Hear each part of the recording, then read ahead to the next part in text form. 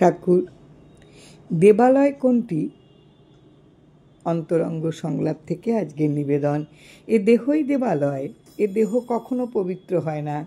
যে দেহ সর্বদেবতার দেবতা স্বয়ং প্রাণ ও গোবিন্দ বিরাজে, সে দেহ কি করে অপবিত্র হয়? যে হৃদয়ে তিনি, সে দেহকে কি অপবিত্র অশুচি বলা যায়?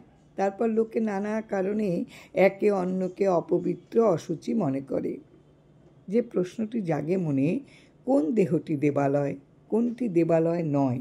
কার দেহ শুচি, কারটি শুচি নয়? কার দেহ পবিত্র, কারটি পবিত্র নয়?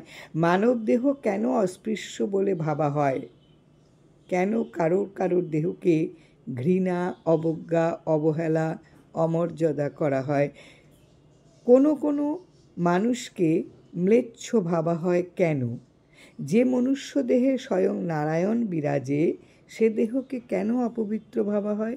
যে দেহ দেবালয়, যে দেহ ঠাকুরের মন্দির, সে দেহকে কি অবহেলা করা চলে? যে জীব হৃদয়ে শিব বিরাজে, সে দেহকে কি অস্পৃশ্য বলা চলে? জয় রাম, জয় রাম।